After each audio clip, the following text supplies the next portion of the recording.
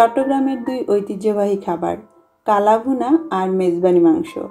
গত কোরবানির ঈদে আমি আপনাদেরকে খুব সহজ পদ্ধতিতে কালা ভুনা তৈরি করে দেখিয়েছিলাম।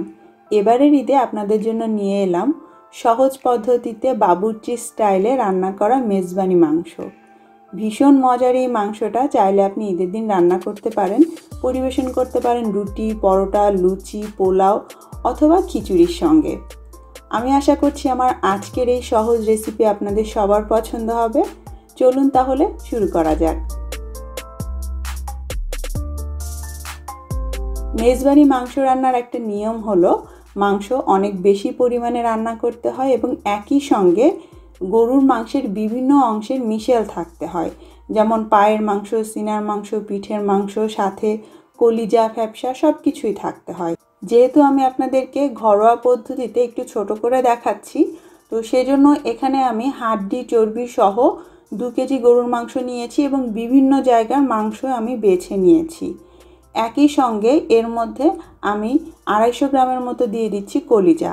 আপনারা চাইলে কিন্তু মগজ, ফ্যাপসা এগুলোও ব্যবহার করতে পারেন, মগজটা অবশ্য পরে দিতে হবে। যাই হোক, এবারে এর মধ্যে প্রথমে আমি দিয়ে দিচ্ছি 1 টেবিল চামচ লবণ। রান্নার শেষের দিকে চেখে দরকার হলে আরও লবণ দিয়ে নিতে পারবেন। তারপর এতে যাচ্ছে 2 টেবিল চামচ মরিচের গুঁড়া, 2 চা চামচ যাচ্ছে হলুদের গুঁড়া, 1.5 টেবিল চামচ দিয়ে দিচ্ছি জিরার গুঁড়া, 1 টেবিল চামচ যাবে ধনিয়ার গুঁড়া, 2 টেবিল চামচ দিব আদা বাটা এবং 1.5 টেবিল চামচ যাবে রসুন বাটা।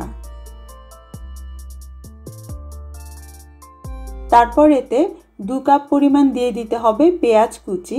আপনি চাইলে অর্ধেকটা পেঁয়াজ কুচি অর্ধেকটা পেঁয়াজ বাটাও দিতে পারেন, তবে শুরুতে পেঁয়াজ পাতলা করে কুচি করে দিলে এটাই গলে যাবে। তারপর এতে 7-8টার মতো কাঁচামরিচ দিয়ে দিতে হবে। মেজবানি মাংস কিন্তু একটু স্পাইসি হয়, তো কাঁচামরিচের ঝালটাও এতে ছড়াবে।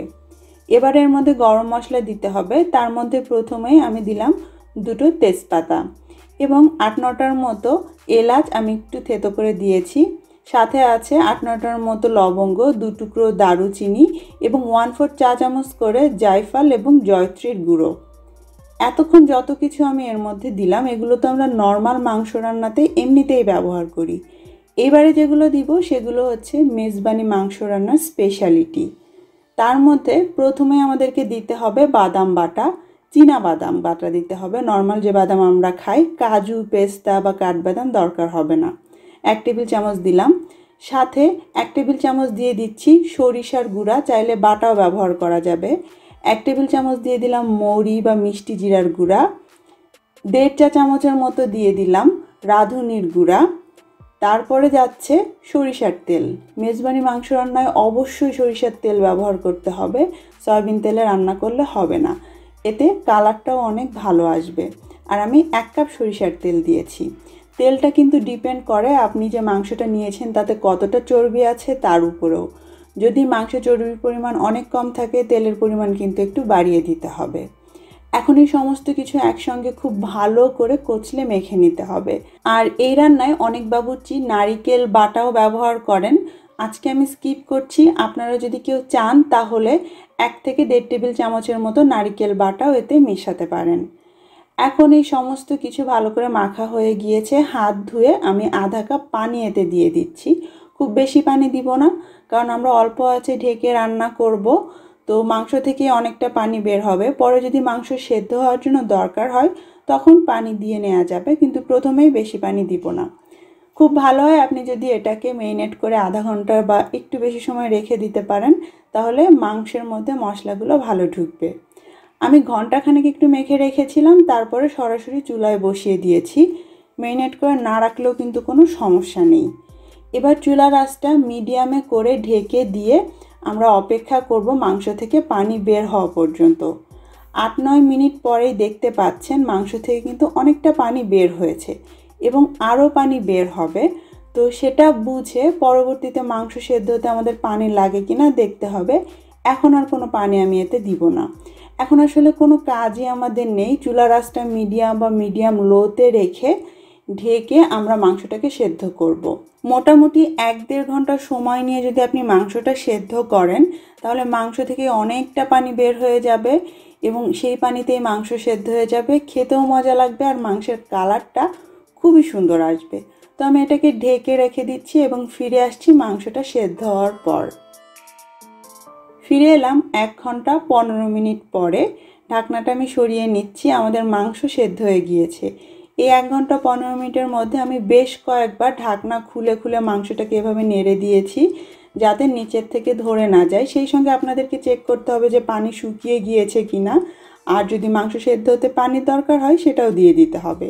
আমার আর আলাদা কোনো পানি দিতে হয়নি যেহেতু চুলার আঁচ আমি মিডিয়াম লোতে রেখেছিলাম এবং ঢেকে রেখেছিলাম। তো মাংস থেকে বের হওয়া পানিতেই মাংস সেদ্ধ হয়ে গিয়েছে আর দেখতে পাচ্ছেন তেলও উপরে ভেসে উঠেছে। এখন লাস্ট ফিনিশিং হিসেবে এর মধ্যে আমি কিছু আস্ত কাঁচামরিচ দিয়ে দিলাম। চাইলে সামান্য একটু রাঁধুনির গুঁড়োও দিতে পারেন, আমি দিচ্ছি না কারণ আগেই আমি দিয়েছি বেশ খানিকটা। এখন এটাকে ঢেকে আমি জাস্ট আর 5 মিনিট অপেক্ষা করব। আমি চুলাটাও বন্ধ করে দিচ্ছি। ফিরে এলাম 5 মিনিট পর। আমাদের মেজবানি মাংস রান্না করা একদম শেষ। দেখতেই পাচ্ছেন কালারটা কত চমৎকার এসেছে, একই সঙ্গে তেলও ওপর দিয়ে ভেসে উঠেছে। এখন শুধু বেড়ে বুড়ে খাওয়ার পালা। এই মেজবানি মাংস রান্না করা আসলেই অনেক সহজ।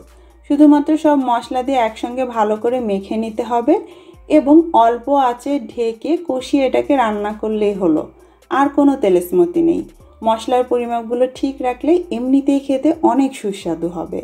তাই আমি আশা করছি এবারের ঈদে আপনারা অবশ্যই এই মেজবানি মাংস বাসায় ট্রাই করবেন আর আমাকে জানাবেন এই রেসিপিতে রান্নার পর টেস্টটা কেমন ছিল। সবাই ভালো থাকবেন, বিদায় নিচ্ছি। আল্লাহ হাফেজ।